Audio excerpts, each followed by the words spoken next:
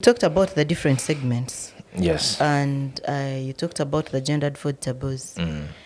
What specific food taboos are affecting women and girls? When you go deep down in Arua city or deep down in certain villages, I'll give an example. There is an area called Tika. It's actually in Rhino Camp, refugee settlement. And there, they don't allow women to eat chicken.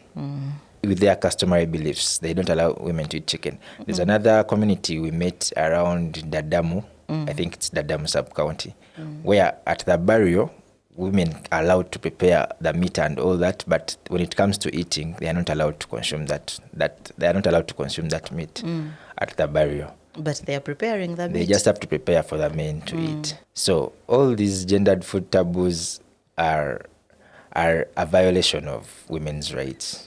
We understand our constitution actually protects the rights of women under Article 33. And now, by practicing such discriminatory norms, you're actually trying to make them feel less of themselves in society.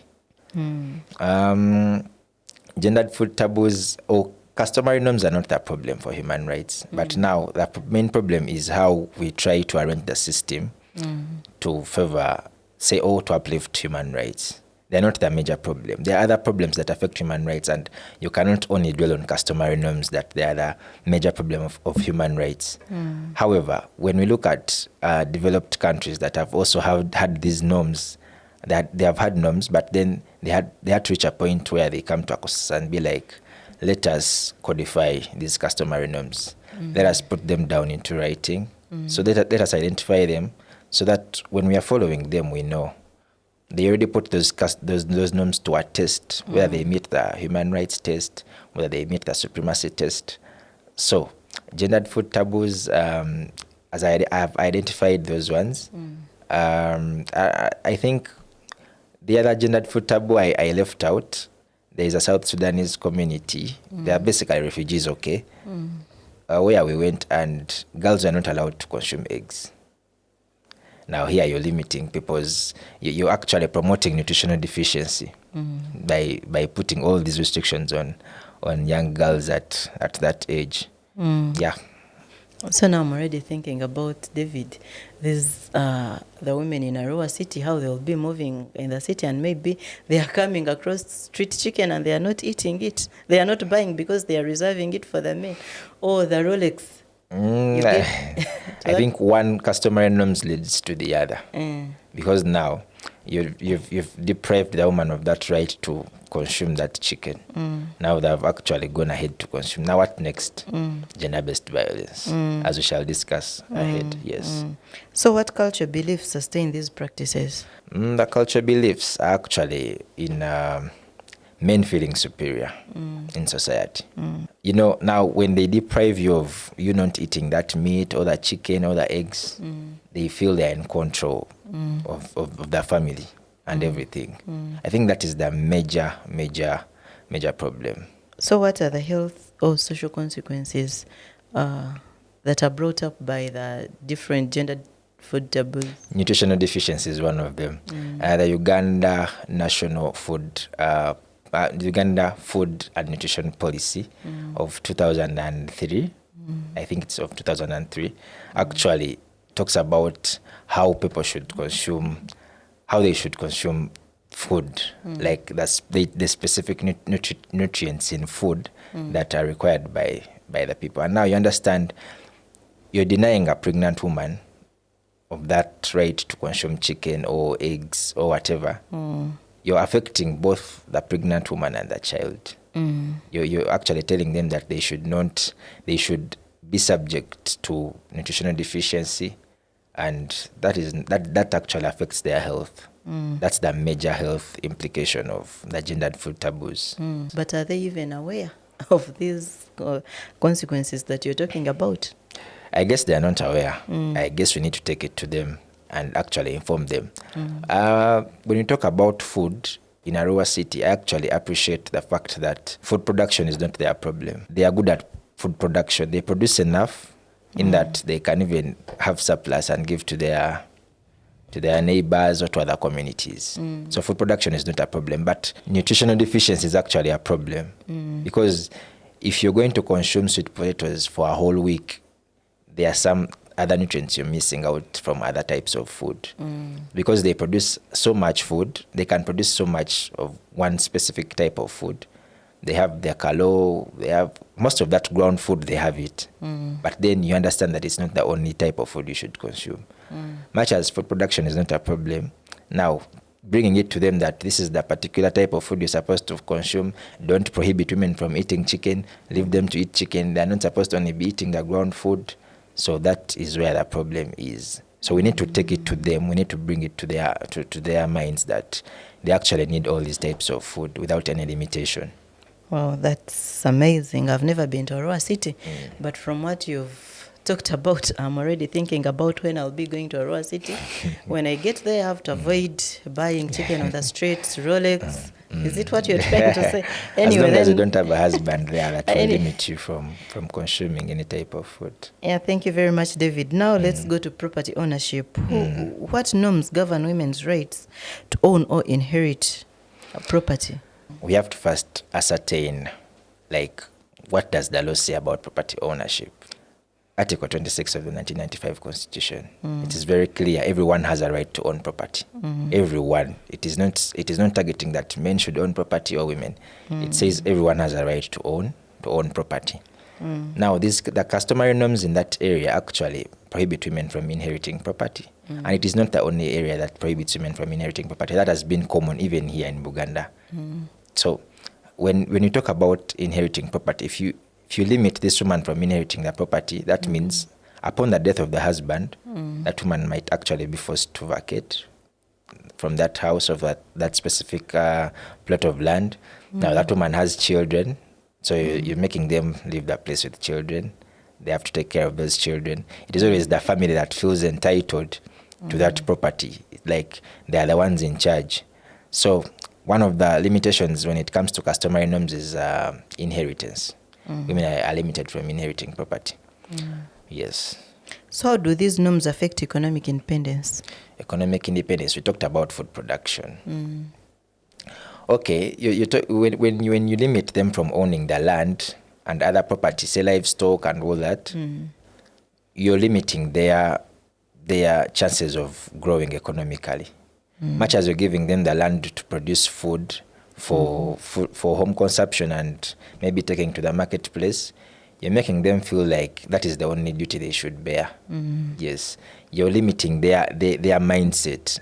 They are not actually putting in mind other avenues of using that land. They're only focusing on food production.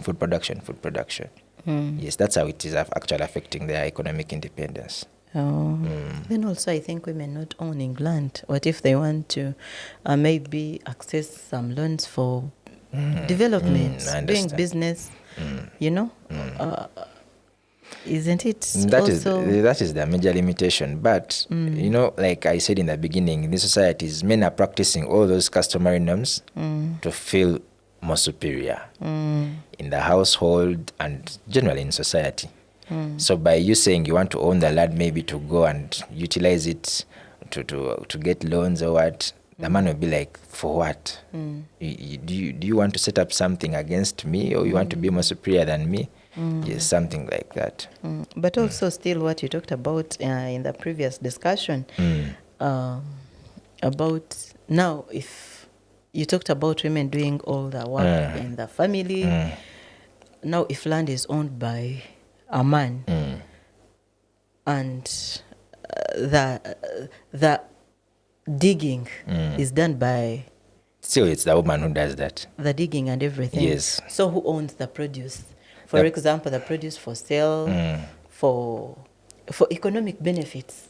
I think then that goes down to how the family's needs, what the family needs. If at that particular point or in that particular season they are producing food, what they focus on is, now this season we are producing this type of food and taking to the market. What is the major challenge at home? We want to take kids to school. So now that is going, the profits are going to that.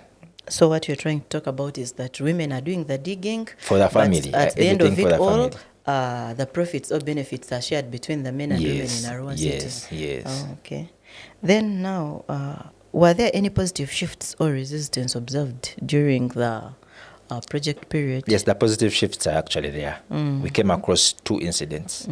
One, but they were both in the same society, Aivu sub-county, where a woman, upon giving birth to their first child in marriage, the man has to give them a plot of land as a way of appreciating them. So that is actually progressive. Now what needs to be done is to actually celebrate that norm in that society, that people get to know that this is a progressive norm, or even make it aware to the neighboring societies around so that they adopt that, because that particular custom was found in one specific area and not the neighboring areas. The neighboring areas actually had a different way of perceiving things. To them, a woman is not even supposed to own anything when it comes to land, nothing. So the other progressive custom is still in relation to land ownership. There's a lady we found. She was married. Then when she divorced and went back home, the brother and her father actually gave her plots of land as a way of keeping her home and encouraging her to maybe focus on herself and raise the children and all that. Thank you very much, David. Now where we are going to this deep-rooted evil in our society, the gender-based violence. You also talked about it in the segments that you found out during your project period. Yes. How do customary norms contribute to gender-based violence in Arua City? We have laws that prohibit gender-based violence. We have the Domestic Violence Act of 2010. And like I said, these people are not aware of all these things. They just do them out of ignorance. But I've realized if you bring it to them, you're actually awakening something in them. But also the manner in which you bring it to them also matters, because they respect their customs and values so much. You have to come in a way of like you're trying to negotiate something, you understand? Now, the customary norms that are actually under that aspect of gender-based violence, we can talk about the form of punishment. They believe that every wrong that a woman does, there are societies there that believe that if a woman does anything wrong, the main way you can punish them is through beating. So, and the main challenge now is even in resolving that dispute, like maybe you're trying to bring them back together, the man and the woman. What they actually do is, it is the clan heads or traditional leaders that actually carry out that kind of reconciliation. And how do they do it? The family of the husband compensates the family of the wife. How does it compensate? Maybe it can be through livestock or money. But now they are not compensating the victim. There's no way the victim is benefiting. It is the family that is benefiting, because it remains useless to compensate, say, the family of the victim without compensating the victim actually. Now that is a barrier to access to justice. The victim cannot access the formal justice system. She's subjected to the traditional justice system, which actually is not compensating her but compensating her family. And there is possibility that if that victim goes back to that marriage, they're going to be abused again.